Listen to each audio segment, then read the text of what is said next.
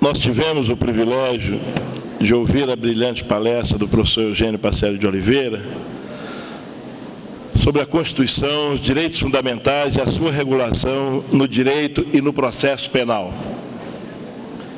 Como já anunciado pelo mestre de cerimônias, as perguntas deverão ser formuladas por escrito e nós vamos deixá-las para o final da segunda palestra. Ouviremos agora a palestra O Atual Momento do Direito Penal. Será proferida pelo professor Edilson Mogenor Bonfim, procurador de Justiça do Ministério Público de São Paulo, doutor em Direito Processual Penal pela Universidade Complutense de Madrid, Espanha, professor convidado da Faculdade de Direito de Marseille, França, na graduação e no mestrado, professor convidado em diversas escolas da magistratura e do Ministério Público, autor de diversas obras jurídicas. Portanto, ouviremos agora o professor Edilson Mogenor. Eu saúdo a comunidade jurídica desta cidade, como nós vemos o direito. Primeiro, nós tivemos lá atrás a chamada fase da ontologia, que se inaugura talvez com Aristóteles, ou o que o homem é ou o que ele seja, que vai a São Tomás de Aquino, mas é sempre uma vinculação com o transcendental, é a fase do direito natural, que teria sido um direito anterior à existência humana e do qual nós somos simplesmente caudatários ou receptores. Mas chega um determinado momento de fragmentariedade, de dúvida no espírito humano, e o homem começa a se perguntar: cadê este ser supremo que eu não vejo e que diz ditar as regras para os conflitos terrestres? Entrado em dúvida, surge a fase da epistemologia. Descartes, je pense, donc je suis, eu penso, logo existo, e a partir daí nós começamos a decodificar racionalmente o pensamento. E vamos evoluindo para a chamada fase do direito positivo, onde as regras devem estar no papel, não falamos ainda sequer em princípios, falamos em regras. Nesta fase, nós podemos dizer que vai aí até o início do século, no direito penal, nós podemos chamar de fase da clássica do direito penal, por todos, Carrara. Tratava-se ainda com um pensamento no passado, uma busca do porquê o homem era levado ao crime. Tratava-se o ser humano como uma entidade abstrata e imaginava-se a busca do livre-arbítrio, se o homem tinha ou não capacidade de decisão. Supera-se a fase da escola clássica e surge uma nova escola chamada escola positivista do direito.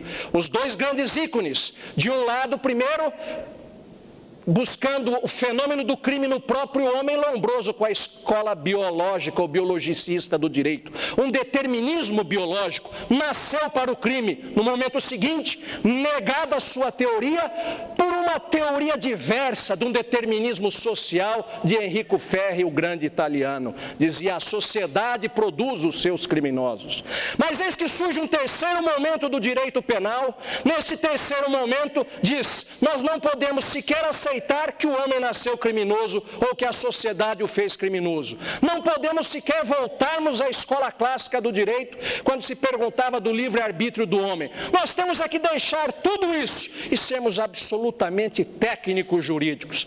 Eis que surge a terceira grande escola do direito penal, representada primeiramente por um italiano, numa aula inaugural na Universidade de Chiavari, na Itália, que foi Arturo Rocco, que veio a fazer em 1930 o Código Penal italiano, e em 1910 dá esta aula, que seria o embrião do que viria a ser no futuro a chamada escola alemã, ou técnico-jurídica, ou lógico-abstrata do direito penal.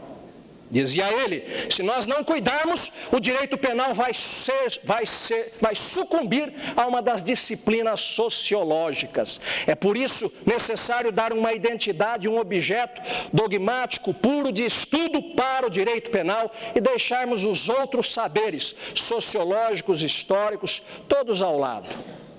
Nesta terceira escola, que a Alemanha então em Bandeira, e surge Welser, e surge os seus sucessores, Klaus Roxin, com o seu discípulo, Schunemann, agora com a sua antítese, Jacobs, esta escola esqueceu-se totalmente do chamado saber antropológico, da ideia total de quem vai estudar o crime, com todas as suas variantes histórico, sociais, psiquiátricas, psicológicas. Tratou-se somente de uma fórmula, que é a fórmula abstrata penal, a teoria da tipicidade, da normatização. É aquilo que Kelsen dizia: o homem é apenas um centro de uma imputação normativa. Não existe mais a figura do homem. Então podemos resumir poeticamente no seguinte: lá atrás, na escola clássica, quando se buscava o livre-arbítrio, como dizia um professor holandês, dizia-se, simbolizando o direito penal: homem, conheça a justiça. No momento seguinte, com a escola dos determinismos, com a escola de Ferri e com a escola de Lombroso: justiça, conheça o homem, ou porque ele foi ao crime. Num terceiro momento, com a escola lógico-abstrata, com a escola da norma pela norma, dessorada, volta-se então ao estudo da pura norma, da cientificação mais absoluta do direito, esquecendo-se então do estudo da criminologia, da vitimologia, dos chamados saberes acessórios ou contributivos do direito penal, e nós dizemos: homem, conheça a norma. Qual é o atual momento do direito penal? Eu frustraria a expectativa dos colegas se viesse aqui analisar a teoria de Jacobs, se viesse aqui a analisar a teoria de Roxin, ou de Schunemann, ou dos espanhóis hoje, se viesse aqui meramente falar de dogmática. Isto se aprende nos livros, com propriedade, isto se aprende com professores que ministrariam com mais tranquilidade, talvez, as minhas inquietações, passando a vocês de uma forma mais clara.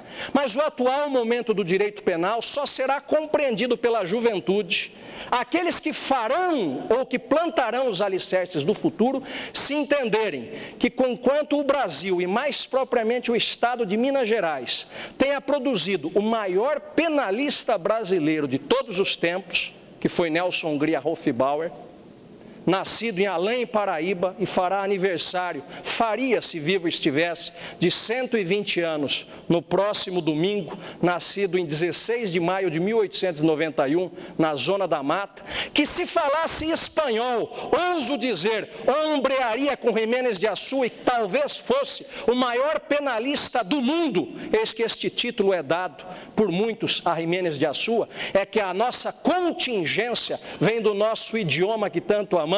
O português é falado em algumas nações, mas não é das línguas mais faladas. Se Shakespeare falasse português, provavelmente não seria não teria o gigantismo que alcançou em outras pátrias. Se falasse espanhol, seria um segundo momento. Mas Shakespeare floresce na Inglaterra, no momento em que a Inglaterra floresce para o mundo. E ao falar inglês, se comunica com todos. Se Nelson Hungria falasse espanhol, Nelson Hungria dialetizaria com o maior penalista do mundo, que foi Jiménez de Azúa. Tanto que os dois, mesmo ele escrevendo em português, dava suas estocadas aqui, e Jiménez de Azúa, morando então na Argentina, ele que veio foragido da ditadura de Primo de Rivera na Espanha, Jiménez de Azúa responde às críticas de Nelson Hungria aqui da Argentina. O que eu pretendo dizer a vocês? Que nós construímos um direito, e que Nelson Hungria, por ter capitaneado o pensamento jurídico penal brasileiro, na década de 40, de onde surge o Código de Processo Penal em 41, Nelson Hungria não gostava, não tolerava e criticava a criminologia. Quando nós falamos no atual momento do direito penal, eu não quero tratar meramente da dogmática, eu quero tratar da ideia total, antropológica, como fizera von List, a chamada enciclopédia penal. Se tudo que é jurídico é ao tempo histórico, político, social, se tudo que é jurídico tem um reflexo na vida em comunidade como um todo, nós não poderíamos tratar o direito penal como pretendeu Nelson Hungria, só o direito penal enquanto direito penal, sem aceitar o que dizia ele das hipóteses de trabalho da criminologia, do porquê o homem é levado ao crime. A criminologia pergunta o porquê o homem é levado ao crime e busca então tratamentos para isso, a criminologia clássica. A criminologia no Brasil praticamente não existe, está sendo reinventada agora, porque durante todo o tempo da influência de Nelson Hungria, ela não teve vez e não teve voz. Agora, nos novos programas das faculdades, ela começa a ser ensinada. Você só buscar o direito de punir, e não as causas da criminalidade, que se vinculam diretamente a ele, você só buscar o direito de punir, eu me sinto mais ou menos como enxugando gelo, como se costuma dizer por aí. Você tem um crime, outro crime, é o gelo que derrete e você vai enxugando daqui e dali, porque não vai acabar nunca esta produção da criminalidade. O Código de Processo Penal de 1941 teve a redação do seu prefácio feita por um penalista, embora assinada pelo ministro Francisco de Campos, no testemunho do ministro Evandro Lins e Silva. Quem fez a exposição de motivos do Código de Processo Penal de 41 foi Nelson Hungria, mostrando que ele tinha condições de dialogar nos dois mundos e que comandava, por assim dizer, um pensamento como grande penalista e grande processualista que era. Nós temos um Código Penal com uma feição nova de 1984, temos um Código de Processo Penal de 41, com muitas emendas ao longo do tempo, e agora uma nova comissão que elabora a reforma do Código de Processo Penal. Uma comissão que estuda, que fez um grande projeto, que tem pontos que se aplaudem, tem outros pontos que se criticam, são muitos os interesses sociais que estão aí em jogo, os interesses corporativos. A polícia não abre mão das suas atribuições ou dos seus poderes, entra numa queda de braço com o Ministério Público, que por sua vez também dialoga com o Judiciário, enquanto isso a comissão vai estudando. Nós não devemos ter pressa. O que caracteriza a nossa sociedade hoje, foi usada uma expressão aqui, foi o pós-modernismo. E por todos, o pós-modernismo se caracteriza pela nossa total incapacidade de termos uma certa calma. Nós queremos tudo pronto aqui e agora. Isto gera uma apatia porque nós não nos vinculamos a nada. Não é à toa que Bauman chama essa de sociedade líquida. Onde, porque nós não nos vinculamos a nada, os vínculos afetivos estão minorados e são facilmente esgarçáveis. Você separa 2, 10, 20 vezes, estabelece novos vínculos, você vai na busca do momento, da conveniência momentânea, o luto não existe mais. Nós nascemos num tempo em que se guardava o luto, era por 1 ano. Hoje as pessoas morrem, choram um dia, tomam um cafezinho, comem um pão de queijo no velório, daí uns dias, como naquele quadro belíssimo que Ícaro cai no mar Egeu, levanta uma espuma, 1 minuto e meio depois a espuma vira mar outra vez e a vida continua como sempre foi. Qual é o luto que se guarda? Simbolicamente, eu li certa feita que uma mulher no século XIX levava pelo menos uns 40 minutos para se vestir. Eram tantas as roupas que ela colocava.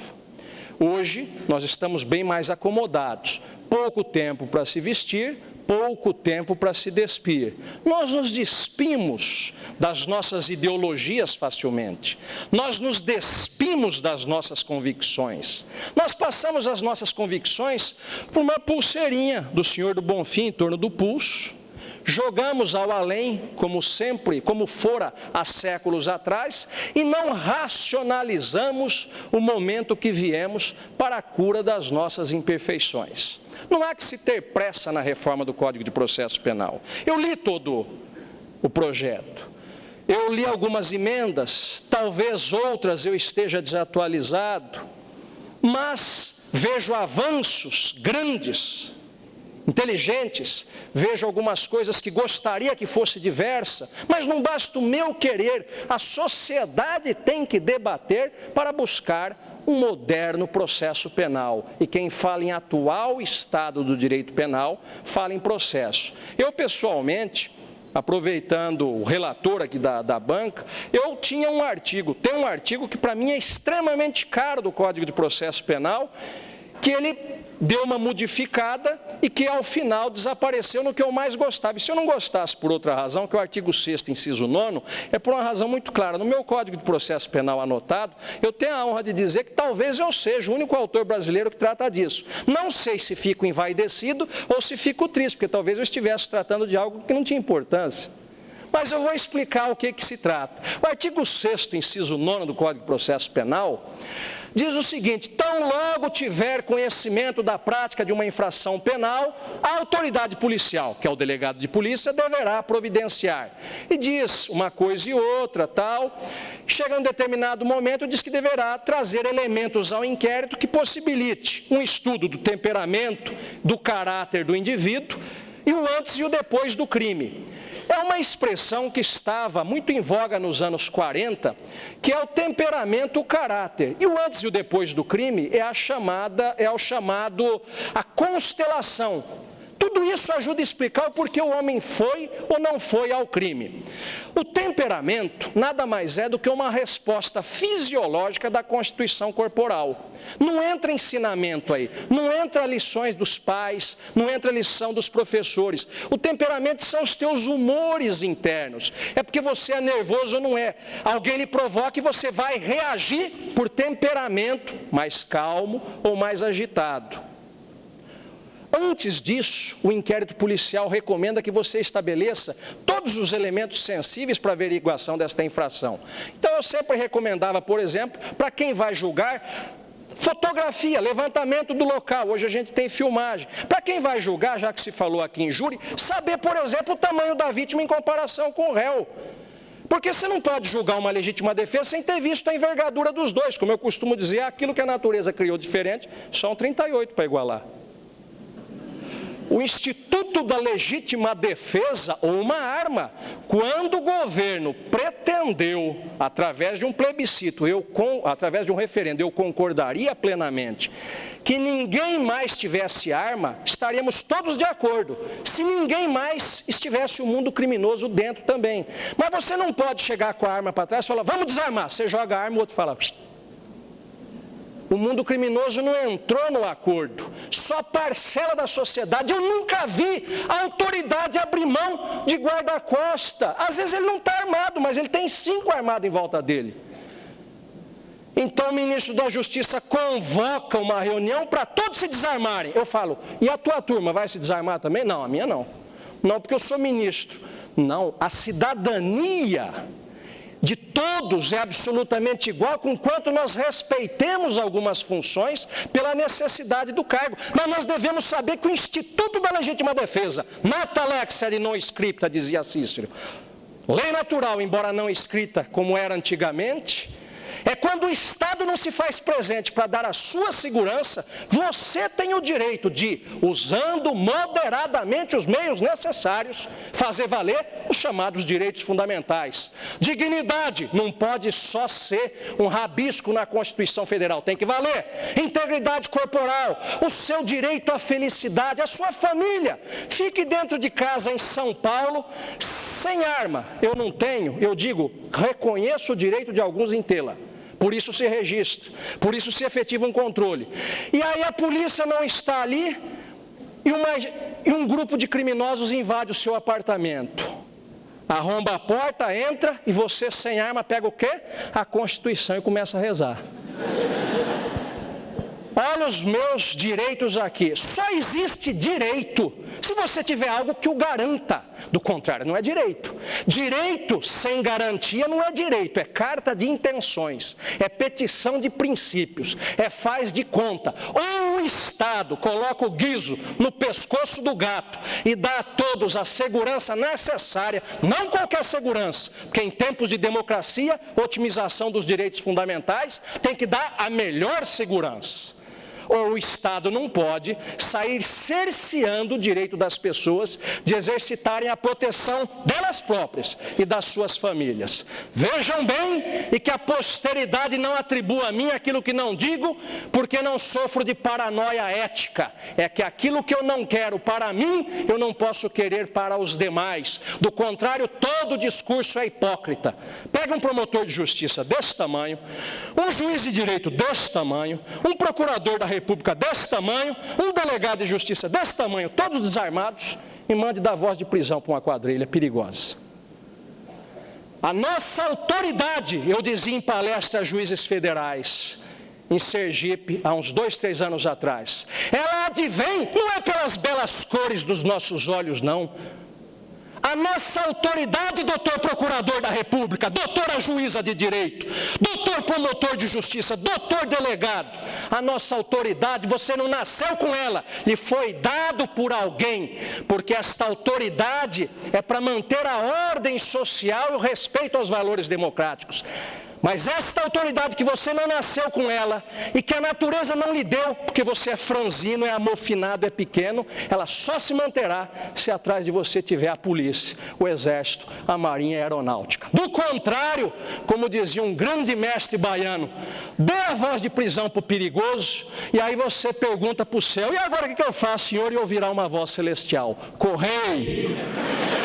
Correi, porque contra quem você deu essa decisão vai lhe pegar onde você estiver, e não vai haver golpe de constituição, nem discurso de cidadania que vai lhe proteger. Eu ouvia há uns anos o grande Otto Lara Rezende dizendo que o mineiro só era solidário ou não era solidário na tristeza. Não lembro exatamente a citação do genial literato, mas eu digo a vocês, vocês querem saber quem é o ser humano e por isso abrir mão de todos os títulos, de todas estas convenções sociais feitas quantas vezes em convescotes acadêmicos? Eu dizia o seguinte: nós só sabemos quem nós somos, primeiro, tira a gravata. Como dizia um amigo meu, você despoja 50% da autoridade. Sem gravata, você já não é mais quase ninguém. Porque nós vivemos nos símbolos. Tire a farda do policial militar. Você vai ver como fica mais difícil de exercer a função. Quando a autoridade está investida desta autoridade, da qual ela não deve abrir mão, em homenagem à cidadania, ela tem que perceber que todo este modelo que nós chegamos até aqui, nos Estados Unidos, em Cuba, na Rússia, em qualquer país do mundo, é uma longa construção histórica, e nós não somos os senhores do amanhã de per si. Cada um de nós pode, quando muito, contribuir com um pequeno grão de areia de inteligência, que jamais poderá se equiparar à inteligência universal que criou alguns de seus símbolos. Destruamos todos os símbolos.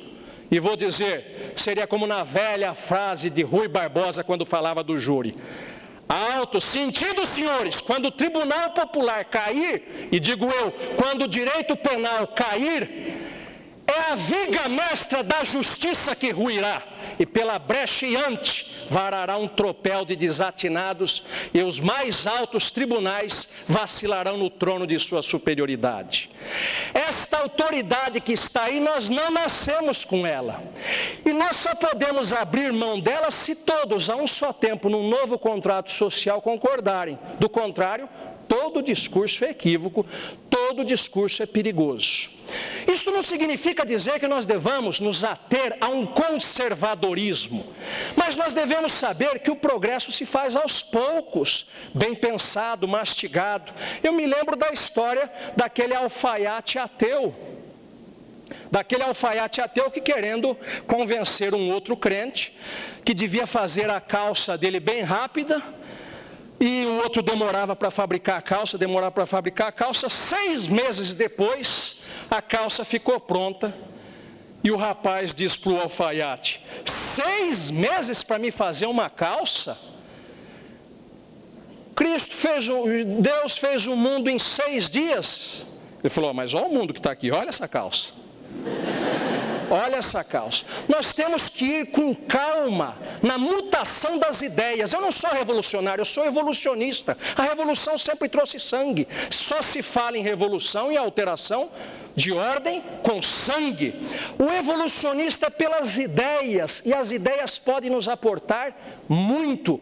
Quando se fala dos direitos fundamentais, e como foi bem trazido aqui o princípio da proporcionalidade, inclusive a minha tese de doutorado é sobre isso, nós trabalhamos o conceito integral, o princípio da proporcionalidade na modalidade proibição de excesso e na modalidade proibição da proteção deficiente. Por que proibição da proteção deficiente? Porque o Estado avocou a si o ius puniendi, não deixa mais que façamos justiça com as próprias mãos. E ao fazer isto, se comprometeu em dar uma resposta satisfativa às nossas pretensões, e deve fazê-lo de um modo ótimo, porque se não o fizer, estará infringindo o princípio da proporcionalidade na modalidade proibição da proteção deficiente, que se discute muito na Europa, que virá para o Brasil ou que está aqui chegando no Brasil. Por moderno direito penal, pelo que nós defendemos, é um estudo amplo do direito penal, com as suas singularidades e as suas interfaces e as suas conexões com a criminologia, para entender por que o homem foi ao crime, com a vitimologia, do porquê a vítima contribui ao crime, de uma forma que nós possamos, de fato, como moderno direito penal, convidar a vítima para o diálogo do direito penal, esta que foi tristemente esquecida no modelo processual penal brasileiro. Nisto está de parabéns esta comissão, porque ela traz a vítima para um protagonismo do processo penal. Eu gostaria só de fazer um adendo, é uma contribuição e não é uma oposição, que fique claro, do risco dos julgamentos midiáticos. Como os colegas sabem, eu tive às mãos aquele caso que, à época, até a Confederação Nacional do Ministério Público houver encomendado um estudo para o IBOP, para saber qual era o caso mais midiático criminal brasileiro. Anos depois dos julgamentos, deu o caso do maníaco do parque, que eu fui o promotor do caso. Nós poderíamos dizer, já estava condenado. E à época eu estudei muito uma obra de Goldfarb, um norte-americano chamado TV or Not TV. Ele dizia o seguinte: conquanto haja uma mobilização da mídia para absolver ou para condenar alguém, a pergunta é se haveria um determinismo nisto. E ele, usando os exemplos norte-americanos, ele diz que não. Na mais das vezes, a mídia quer que condene e o resultado do júri é um resultado adverso. Ou o oposto, a mídia faz uma campanha absolutória e o júri condena. No caso do maníaco do parque, a discussão que tinha não era da autoria do crime. Era somente possível a discussão porque eu não me ative num direito penal meramente normativo. Eu fui investigar a psiquiatria, a psicologia, a criminologia, a vitimologia, para entender o que é realmente a imputabilidade penal e inimputabilidade. Já que não se discutia se tinha sido ele que havia estuprado algumas moças e matado, teria que se perguntar se ele era rígido mentalmente ou não. Neste caso de grande repercussão agora, e os jurados deram a única resposta que me parecia sensata à época, na impossibilidade de se dar um laudo definitivo de que ele era seminormal ou que ele era totalmente anormal, afirmaram a plena normalidade dele, como nós faríamos à luz do direito comparado em muitos outros países. Essa questão de normalidade psíquica é extremamente sério. Eu, de certa feita, fazia um julgamento que o réu era chefe de uma quadrilha e o primeiro exame de incidente de sanidade mental que se suscitou contra ele deu que ele era absolutamente inimputável. Eu questionei, porque como é que ele podia ser inimputável se ele era chefe de uma quadrilha toda ação, de sãos, rígidos mentalmente? O juiz desconstituiu aquela banca, nomeou nova banca. Na segunda banca, deu que ele era absolutamente imputável. O advogado não concordou, desconstituiu, falou, ele não podia estar louco ontem e hoje está absolutamente são. Nomeou uma terceira banca, deu que ele era semi-imputável. no dia do julgamento, o advogado falou: doutor, eu também tenho aqui um psiquiatra. Aí eu já cortei, eu falei: tudo bem, mas de que laudo que ele está, não é? Porque você via que não havia a seriedade necessária para a elucidação da coisa. A psiquiatria detectou um problema, mas não deu uma certeza. Perícia, é como dizia o grande Magalhães Noronha, faltando ao juiz conhecimentos enciclopédicos de determinada ciência, ele chama então alguém que tenha conhecimento naquilo e esclarece, é a perícia. Para trazer um palpite, uma opinião, ainda que seja qualificada, deixa de ser perícia. Perícia tem que mostrar que 2 e 2 são efetivamente 4. Eu tomei uma certa cautela no que eu ia pegar agora, porque o primeiro erro, e aí vem o estudo do erro no direito penal, eu confundi com uma pasta minha que a rigor eu não trouxe e peguei o cardápio do hotel, onde não vou fazer o marketing, que não é o caso, mas peguei o cardápio do hotel e começava a olhar aqui, entre falar no catálogo dos crimes e dos tipos de sanduíche que eu estava vendo aqui, eu não gostaria de confidenciar a vocês o que se passava comigo, mas eu digo que era exatamente isso. Então, este momento do direito penal, ele é um momento absolutamente anômalo no seguinte: nós buscamos novidades. Se a nossa sociedade se caracteriza pelo pós-modernismo, pela busca de novidades, nenhum símbolo é mais contemporâneo do que o zapping à frente da TV. Nós não nos vinculamos a nada. Nós somos imediatistas, rápidos e por isso estamos apáticos. Nós ficamos de 1941 a 2009, com a mesma lei do artigo 406 ao 497, no Código de Processo Penal, tratando do júri. Há 2 anos atrás, mudaram tudo, e eu fiz uma crítica acerba no meu Código de Processo Penal, porque conseguiram uma proeza inenarrável. Pegaram 90 e tantos artigos do Código, mudaram tudo, e continuou o mesmo número de artigos. Para haver uma reforma, poderia ter aumentado, poderia ter diminuído,